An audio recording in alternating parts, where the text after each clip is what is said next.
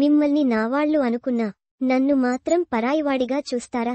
Telugu cinema నాది అనుకుంటే నా సినిమాకే ఎసరు పెడతారా? ఇండస్ట్రీ నాకిచ్చిన రిటర్న్ గిఫ్ట్కు చాలా చాలా థ్యాంక్స్.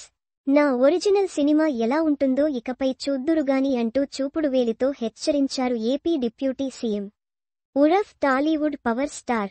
గాడి తప్పిన ఇండస్ట్రీకి రిపేర్లు చేయడానికి ప్రణాళికలు కూడా సిద్ధంగా ఉన్నట్టు చెప్పేశారు. టోటల్గా తెలుగు సినీ పరిశ్రమలో పవనిజం కమింగ్ సూన్ అని సాలిడ్గా సంకేతాలే వచ్చేశాయి. జూన్ 1 నుంచి తెలుగు రాష్ట్రాల్లో సినిమా థియేటర్లు బంద్ అనే బ్రేకింగ్ న్యూస్ అలా చల్లబడిందో లేదో ఇప్పుడు తెలుగు ఇండస్ట్రీ వర్సెస్ జనసేన అనే కొత్త ఎపిసోడ్ వేడి పుట్టిస్తోంది. పవన్ సినిమాను అడ్డుకోవడానికే ఎగ్జిబిటర్లు సిండికేట్గా ఏర్పడి థియేటర్ల మూతకు కుట్ర పన్నారన్న స్టేట్మెంట్ నేరుగా ప్రభుత్వం నుంచే రావడంతో శుక్రవారమే ఇండస్ట్రీలో ఫైర్ పుట్టింది. థియేటర్ల బంద్ నిర్ణయం వెనుక అసలేం జరిగిందన్న అంశంపై విచారణకు ఆదేశించేదాకా వెళ్లింది ఏపీ సర్కార్. కానీ థియేటర్ల బంద్కి పవన్ సినిమాకు లంకెపెట్టి ప్రభుత్వమే మాట్లాడ్డంపై విమర్శలు కూడా వెల్లువెత్తాయి. థియేటర్ల మూసివేత పర్యవసానాలు ఇక్కడితోనే ఆగలేదు.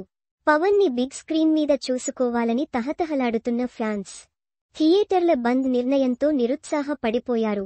పవన్ కి వ్యతిరేకంగా పరిశ్రమలో ఏదో జరుగుతోందన్న ఆందోళన కూడా కనిపించింది. పవన్ సినిమాను అడ్డుకుంటే విధ్వంసాలకు సిద్ధమేనన్న జనసేన క్యాడర్ నుంచి ఇన్స్పిరేషన్ తీసుకున్నారో లేక సినిమా ఇండస్ట్రీ ధోరణిపై ముందటి నుంచి ఓ కన్నేసి ఉంచారో కారణం ఏదైతేనేం ఉగ్రరూపం దాల్చారు పవన్ కళ్యాణ్. తెలుగు సినీ ఇండస్ట్రీకి నేరుగా వార్నింగే ఇచ్చేశారు.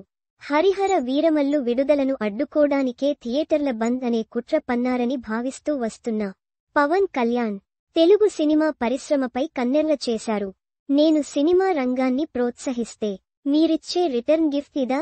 మీరిచ్చిన రిటర్న్ గిఫ్ట్కి తగ్గట్టుగానే నా ట్రీట్మెంట్ ఉంటుంది అంటూ పవన్ పేషీ నుంచి వచ్చిన సంచలన ప్రకటన పెద్ద ప్రకంపనలే రేపింది.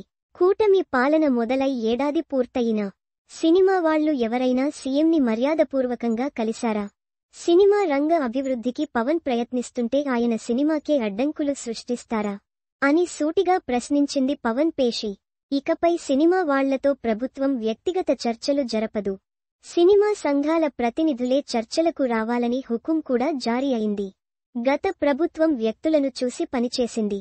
కక్ష సాధింపులకు దిగింది. జరిగిన అవమానాల్ని, అగ్రనటులకు ఎదురైన చీత్కారాలు అప్పుడే మర్చిపోయారా?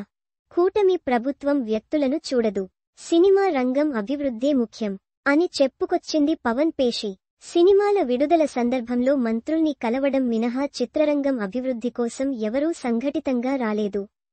ఇదేనా మీ చిత్తశుద్ధి అని ప్రశ్నించారు. వ్యవస్థ బాగుండాలి, దానిపై ఆధారపడ్డవారు ఇబ్బందిపడకూడదు అనేదే కూటమి ప్రభుత్వ విధానం అని పేర్కొంది. దిల్ రాజు, అల్లు అరవింద్ సహా బడా నిర్మాతలంతా తనను కలిసినప్పుడు తాను ఆ విషయాన్నే చెప్పినట్టు గుర్తు చేశారు పవన్. సినిమా ఇండస్ట్రీకి పవన్ ఏం చేయాలనుకుంటున్నారు? సినిమాకు పరిశ్రమ హోదా కల్పించడంతోనే సరిపోదు, చాలా చాలా చేయాలి. సినిమా నిర్మాణం నుంచి మార్కెటింగ్ దాకా మొత్తం 24 విభాగాల్లోనూ స్కిల్ డెవలప్మెంట్, టెక్నాలజీని అప్డేట్ చేసుకోవడం, అన్నిటికీ ఓ లెక్కుంది అంటున్నారు ఏపీ డిప్యూటీ సీఎం. అవసరాన్ని బట్టి స్పెషల్ క్యాంపులు, సెమినార్లు, సింపోజియమ్స్ లాంటివి ఏపీలో ఏర్పాటు చేయాలి. స్టూడియో నుంచి థియేటర్ వరకు అన్న విభాగాల్లోనూ గుత్తాధిపత్యానికి చెక్ పెట్టాలి. వీలైనంత ఎక్కువ మంది ఉపాధి కల్పించి ఇండస్ట్రీని టాప్లో నిలబెట్టాలి. ఈ మొత్తం కార్యాచరణ కోసం కాంప్రహెన్సివ్ ఫిల్మ్ డెవలప్మెంట్ (CPD) పేరుతో ఒక పాలసీని రూపొందించాలని పవన్ భావిస్తున్నట్టు డిప్యూటీ సీఎం కార్యాలయం చెబుతోంది. డిప్యూటీ సీఎం పవన్ కళ్యాణ్ ఇప్పటికే సంబంధిత శాఖలతో చర్చించి సినిమారంగం అభివృద్ధిపై ఒక అవగాహనకు వచ్చారు. ఎగ్జిబిటర్లు, డిస్ట్రిబ్యూటర్లు కలిసి సిండికేట్గా ఏర్పడిన పరిస్థితిని ప్రత్యేకంగా సమీక్షించారు. ఈ పరిణామంతో ప్రేక్షకుడికి నష్టం జరుగుతోందా, లాభం జరుగుతోందా అని ఆరా తీశారు. ఏపీలో మల్టీప్లెక్సులు ఎన్ని ఉన్నాయన్న లెక్క తేల్చే పనిలో ఉంది కూటమి సర్కార్. ఈ మేరకు రిపోర్ట్ ఇవ్వాలని సినిమాటోగ్రఫీ శాఖ అధికారులను ఆదేశించింది. కొన్ని పట్టణాల్లో సింగిల్ థియేటర్లను కూడా 2-3 స్క్రీన్స్గా విభజించి మల్టీప్లెక్స్ విధానంలో నడుపుతున్నట్టు అనుమానిస్తోంది ప్రభుత్వం. ఈ విధంగా టికెట్ ధరలు పెంచి మరో రకం దోపిడీ జరుగుతోందనేది సందేహం.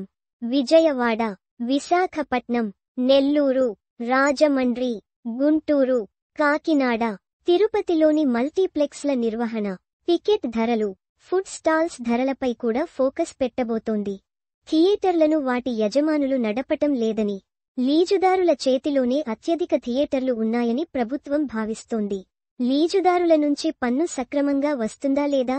కొన్ని సినిమాలకు ధరలు పెంచినప్పుడు ఆ మేరకు పన్ను ఆదాయం పెరిగిందా లేదా అని కూడా ఆరా తీయనుంది. టికెట్ సేల్స్కి వచ్చే పన్నుకి గ్యాప్ ఉంది. దీన్ని సవరించి ప్రభుత్వ ఆదాయానికి గండి కొట్టే వాళ్లపై నిఘా పెట్టాలన్నది ఏపీ సర్కార్ ఆలోచన. మరిన్ని ఆంధ్రప్రదేశ్ వార్తల కోసం ఇక్కడ క్లిక్ చేయండి.